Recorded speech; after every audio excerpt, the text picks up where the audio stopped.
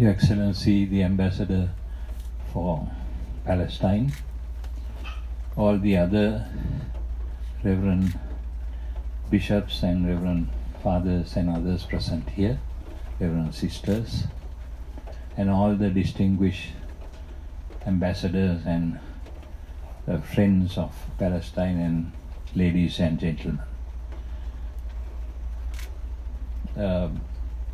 In 1976, when I was a student of the Holy Bible and was spending some time in Jerusalem, I used to walk to the Wailing Wall on Friday afternoons. And one day, as I was walking, I saw a lady with two little children and some bags sitting on a bench and crying. So I went up to her and asked her why she was crying. And she said that their house has been taken over by the municipality of Jerusalem for settlement expansion, and they have nowhere to go. They were waiting for someone to pick them up and take them to Shatila camp up north, because they had no place to go. I was rather upset and I didn't know what to say, because it was not my country. I had only been a visitor. But this has been the story of Palestine and of Israel. Both countries have continued to battle it out all these years. Now it's about, I'm talking about 1970s, so it's about 50-60 years from that time onwards.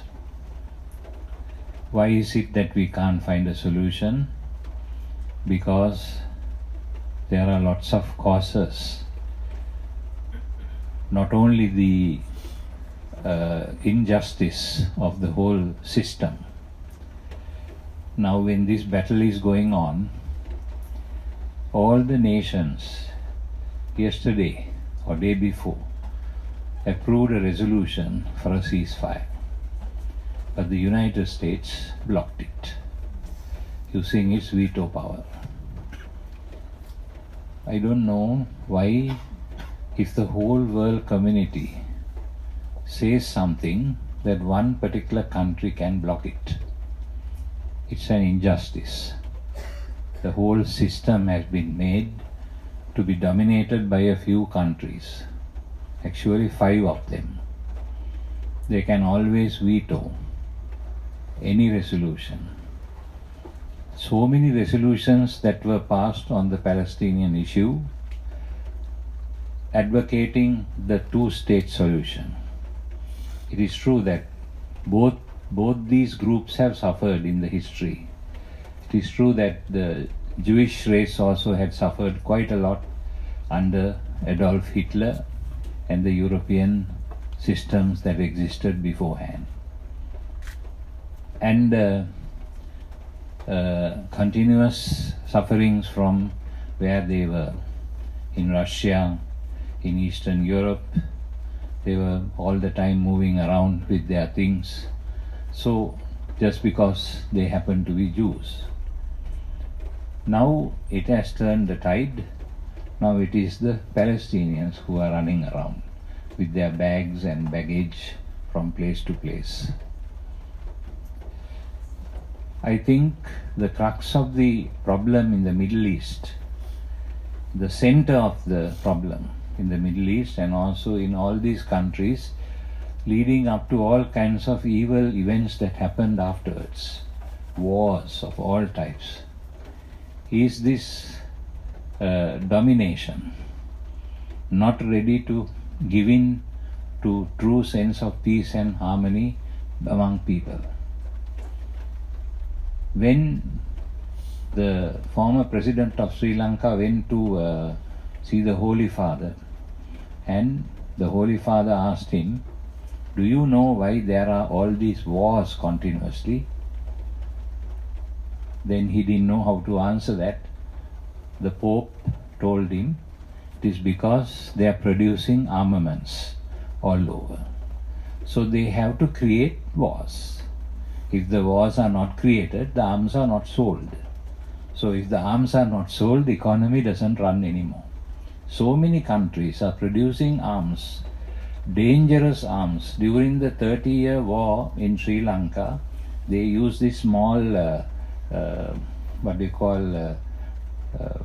little things that are put under the earth, and so many children lost their feet, their hands unknowingly. And this is what the powerful countries are doing. They create these wars because ever since the Second World War there has never been a world war, but there have been all kinds of wars all the time. You can talk about Korea, you can talk about Vietnam, you can talk about Afghanistan, you can talk about Iraq, all these wars. Why? Because there are differences among us. Not everyone is the same. All of us are so different, but that's the beauty of our human nature. We are so different from one another. We can look at each other because we are so different. If we are the same, we won't be able to even look at each other. We enjoy each other's differences. Differences make us join together with one another. But then you create between people who are different all kinds of conflicts. You create them. There are all kinds of secret service organizations running around the world creating conflicts. We had our own conflicts in Sri Lanka between the Sinhalese and the Tamils, which was a useless, senseless, unnecessary battle which helped the country to go backwards for years. And political people continued to create these kind of conflicts, and they were trying to create a Islamic Buddhist conflict during the East attack and after the East attack. We have to understand that differences cannot be erased out. We have to accept each other. The acceptance of the basic principle that we must live and let live is important in finding solutions for these issues. For example, the two-state solution for Israel and Palestine that has been accepted by the United Nations in a resolution in 1948 should be fully implemented. Why is it that we can't do that? Therefore, these conflicts will continue.